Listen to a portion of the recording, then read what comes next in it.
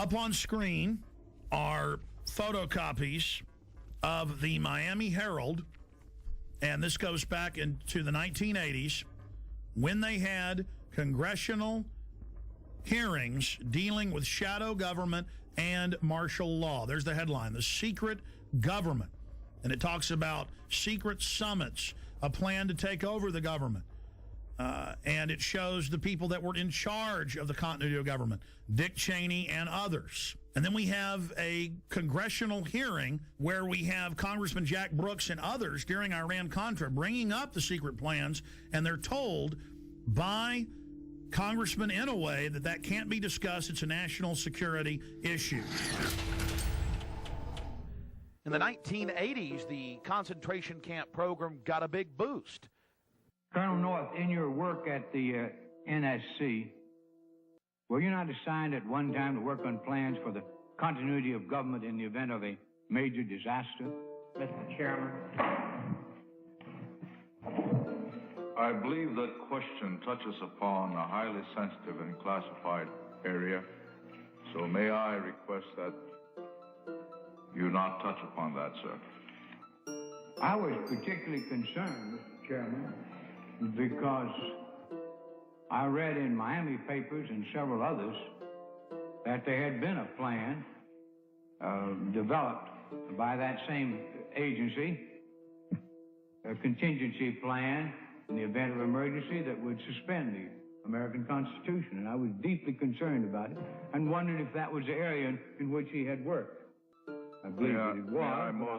May I most respectfully request that that matter not be touched upon at this stage. If we wish to get into this, I'm certain arrangements can be made for an executive session. And tragically, the only member who got close was Jack Brooks, and he was stopped by the chairman. But the truth of the matter is that, yes, you do have those standby provisions, and the plans are there, and the statutory emergency plans are there, whereby you could, in the name of stopping terrorism, and invoke the military and arrest Americans and hold them in detention camps.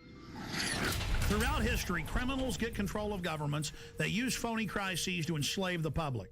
And they're taking your pension funds, they're taking your money, they're raising the taxes on you, they are going to squeeze the daylights out of us all, and that's why they're geared up for martial law and to take the media over, because this is quite a gamble by the establishment. You know, we should have grand juries indicting the bankers and having them turn states' evidence against each other, and this whole criminal shadow government, national security state should be exposed. Everything it's engineered, and bring in total tyranny and start arresting people for their speech. So it either goes into tyranny or into liberty. And believe me, folks, liberty is probably where it's going, because this tyranny is so horrible they've got planned.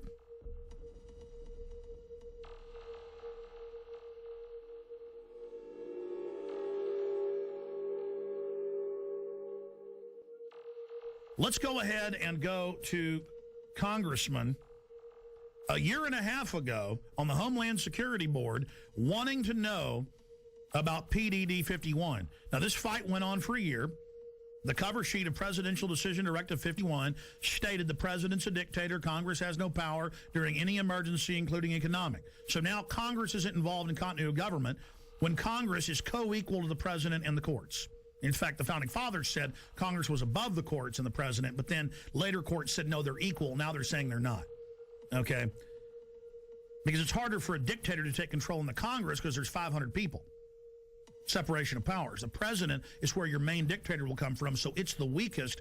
It follows the orders of Congress and then executes those orders. But then the chairman of the Homeland Security Committee said, I am co-equal with the president in national security. Let me see PDD 51. And they were told no. But the cover sheet alone states the president's a dictator. Then we see last year PDD 51 being executed, and members of Congress, Senator Inhofe and others, being told martial law will be declared if you don't hand total control and immunity over to the banks. And they followed orders and did it. So the martial law is now in place.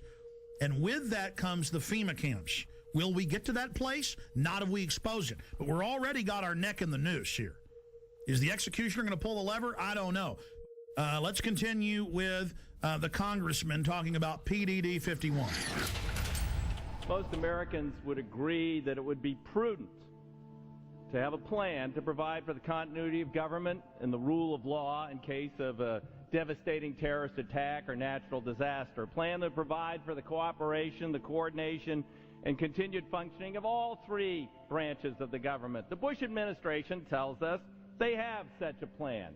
They introduced a little sketchy public version that's clearly inadequate and doesn't really tell us what they have in mind. But they said, don't worry, there's a detailed classified version. But now they've denied the entire Homeland Security Committee of the United States House of Representatives access to their so-called detailed plan to provide for continuity of government. They say, trust us. Trust us, the people who brought us Katrina, to be competent in face of a disaster. Trust us, the people who brought us warrantless wiretapping and other excesses eroding our civil liberties. Trust us. Maybe the plan just really doesn't exist, and that's why they won't show it to us. I don't know. Or maybe there's something there that's outrageous. The American people need their elected representatives to review this plan for the continuity of government. All right, that's Congressman Peter DeFazio. Now, that was a year and a half ago. Mr. DeFazio, the cover sheet says the president's a dictator and that Congress has no authority over continuity of government. That's why they're now saying Congress can't see it, because they're declaring and executing that power. Now, we fast forward a year plus to October 3rd, and here is Congressman Sherman, who we interviewed here on air, other congressmen we interviewed, and Senator Inhofe, saying they marched in and told them martial law will be declared if you don't do this. So we go from the 80s to where don't talk about the martial law plans and the FEMA camps.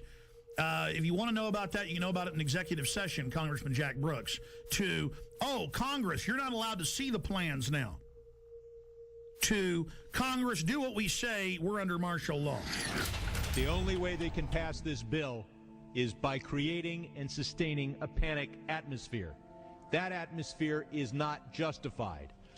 Many of us were told in private conversations that if we voted against this bill on Monday, that the sky would fall, the market would drop 2,000 or 3,000 points the first day, another couple thousand the second day, and a few members were even told that there would be martial law in America if we voted no. That's what I call fear-mongering. So we have the congressman on with us. We only have him for 5 minutes, 6 minutes. Congressman Brad Sherman, thank you for coming on, sir. Good to be with you. You know, Wall Street used these panic tactics to get us to pass this $700 billion, what the bill really is $700 billion in unmarked bills. They said the market would drop by 4,000 points, blood would flow in the streets, and lions would be devouring children in the parks of Los Angeles. Now that the bill is passed, our economy is still going to be very bad. The bailout money so far has been set aside to buy shares in banks, $250 billion, $40 billion to AIG, and $60 billion yet to be committed, leaving the remaining $350 billion for future use. We've got to do everything we can to focus people's attention on this bill as it's carried out, because it allows Paulson to go up to Wall Street. He can give money to one firm. He cannot return phone calls from another firm. He can he can, if he wants, finds out which firms are donating to the 527 organizations, which take secret contributions and then make political advertising. He can look at the RNC donor list. He can do anything he wants. Let's go back to what you said on the floor in the last 24 hours about members of Congress. And I've talked to some, they're afraid to even come on and talk about it, being told there will be martial law in America and we'll just do this with or without you if you don't do this. That is incredible. And I just had the former head of the Treasury on earlier, Dr. Paul Craig Roberts from Reagan, had a policy saying that this gives them economic martial law. Is that not terrorism? Is not the definition to threaten harm or carry out harm for a political aim, sir? Well, but keep in mind, we passed the bill, and I'm told the market is down. Sir, here's the $64 million question. You and other members of Congress say, yeah, well, there were some people threatening martial law, but we don't think they meant it. They were just trying to fearmonger, which I call terrorism, into it. That's a huge issue. Specifically, sir, we need to know names. Who told you that they were told that martial law and blood in the streets, as you said, what happened?